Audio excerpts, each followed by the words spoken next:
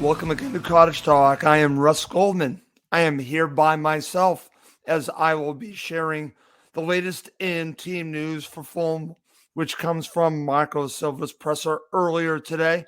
And I do have some information that Peter Rutzler shared on The Athletic that we'll be talking about on this episode. Also want to mention, as always, please do subscribe on YouTube and Apple Podcasts. It does help Fulham supporters and supporters of other clubs find us. So please do subscribe.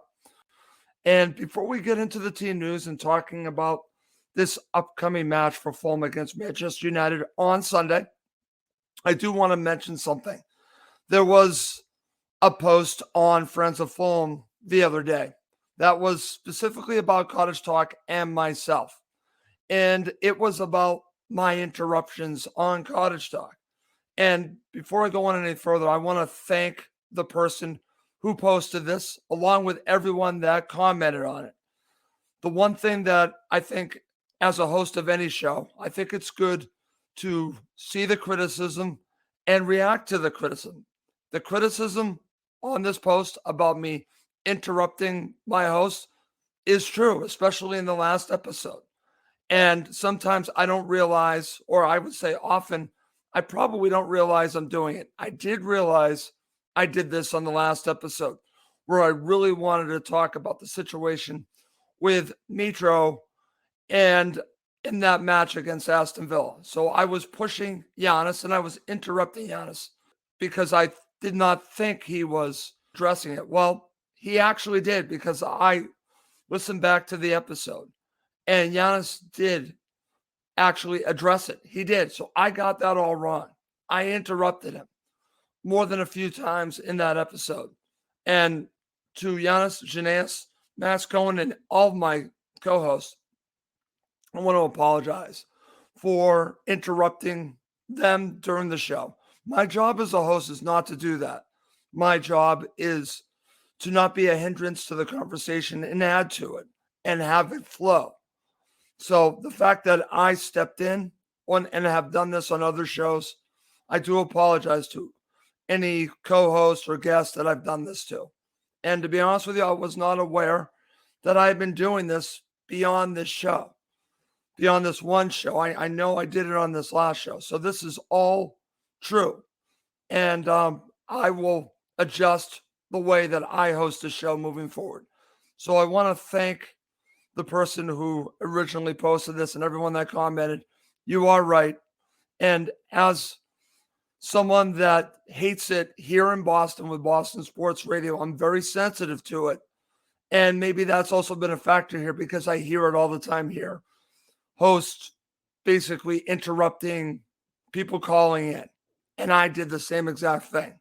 So I'm going to do a much better job moving forward of doing that. And if it's been an issue listening to the show, I apologize, and just know that this is something that I am going to try to eradicate moving forward.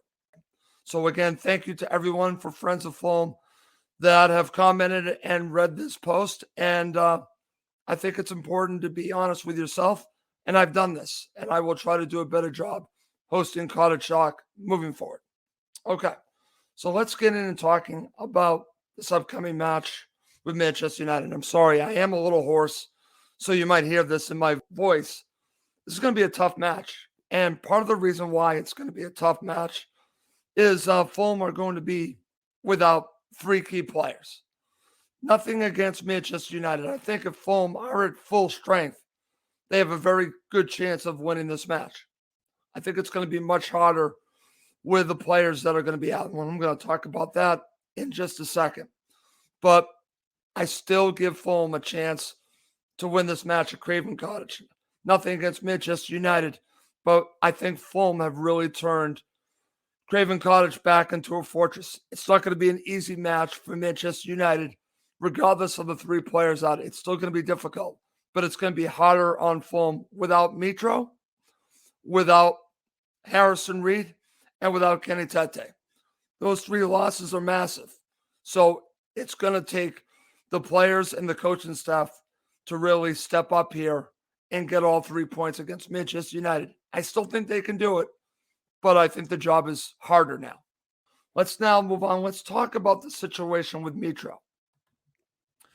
And in the presser today, it was revealing about the situation. Alexander Mitrovic will not be playing in the upcoming match against Manchester United. But what is the truth with the Mitro injury? There's been speculation in Serbia that he has 2 broken bones in his foot. So started to see that this week. That's something that is a little bit worrisome, to be honest with you. I'm a little bit worried about it. So apparently in the presser today, Marco Silva was asked this. And thank you to Peter Russell, who wrote an excellent article about the presser today. I'm going to share an excerpt from it, and then I'm going to discuss my thoughts on that. So I'm just going to share my desktop real quick here so you can see it on my screen if you're watching live. I'm going to read from the Peter Russell article. You can see this on The Athletic.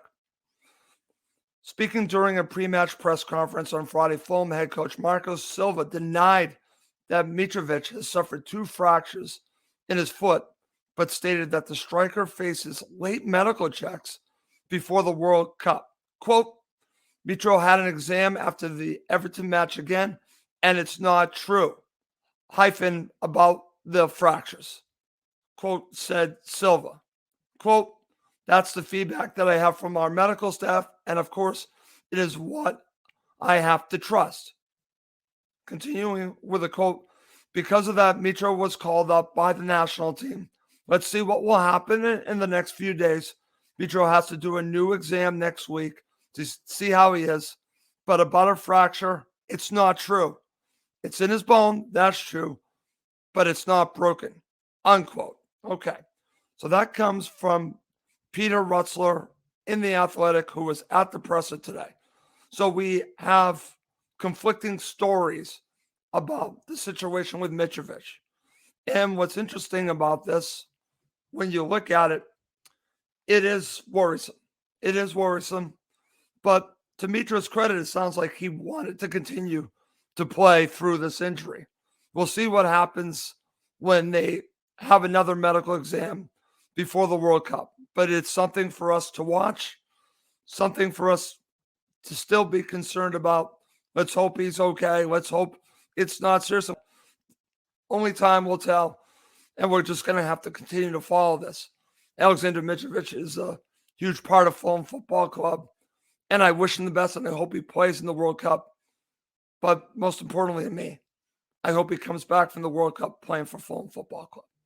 So let's start there. That's a huge loss in this match. So let's talk about the other 2 losses. Who replaces Harrison Reed? This is a tough one. A couple places you can go. Tom Kearney, potentially, if that's the direction, to get more control of the game. That might be a way to go. Or Nathaniel Chalaba, Josh Onema. If you're asking me, I would go with Tom Kearney. But we'll see what Marco Silva ultimately goes with. Here's another interesting one. Who replaces Kenny Tete? Well, I think it's going to be Bobby Decordova-Reid. But I would like Marco Silva to consider Kevin Mbabu. So this is going to be an interesting situation. Who replaces Kenny Tete? I think it'll be Bobby Decordova-Reid. I want it to be Kevin Mbabu to give Fulham more flexibility to what they want to do up front. So that's going to lead me to talk about how to Fulham win this match. And it's going to be hard. This is going to be a hard one for Fulham. So I think what they need to do is they're going to have to score on set pieces, have to be dominant on set pieces. I think they're going to have to live on the left, meaning they're going to have to really live with Jedi and Willian really causing hay on the left. And they really have to protect on the right because Manchester United are good down the left.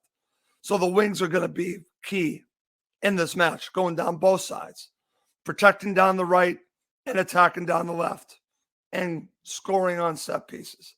Can they win? I don't know. But coming up next, I'm going to end with my starting 11. and then my prediction for the match. Okay, so I'll go with my starting 11. I'll go with Bernd Leno in net. On the right, I'm going to go with Kevin Mbabu. On the left, I'll go with Anthony Robinson. I will go with center backs being Tosin, and I'm going to go with Diop. I know that's not going to be the pairing. That's what I would do. This is my starting 11. And then I'm going to go with Paulinho. I'm going to say Tom Kearney, and then Pereira. On the left, Willian. On the right, Wilson. And up front, I'm going to go with Bobby Decordova-Reid. That's just what I'm going to do. I know that's probably not what Marco Silva is going to do on Sunday. That's going to end with my prediction. And I've been thinking about this a great deal. WhoScored.com has it as a 2-2 draw. I'd be happy with a 2-2 draw. But I'm a positive person. I want Fulham to end on a high, and I want the Fulham supporters to push Fulham over the line because I think they're going to play a huge factor at Craven Cottage. Short 3 people. Fulham can still do it. I'm going 3-2 to Fulham. That's going to be my prediction for this match. See what my friend Steve Reynolds says. And Babu at back, and Bobby Decordova-Reid to help Vinny. Okay, we'll see, Steve. We'll see. Okay. Well, like I said, I wanted to do a quick show, and I apologize for everyone that's watching. Obviously, you're listening. I am a little hoarse here, but I wanted to do a show for everyone. So please hope you understand with the content, the fact that I did a very quick show. But that's going to do it for this episode of Cottage Talk. My name is Russ Goldman. Thank you as always for listening and watching Cottage Talk, part of the talkSPORT Fan Network.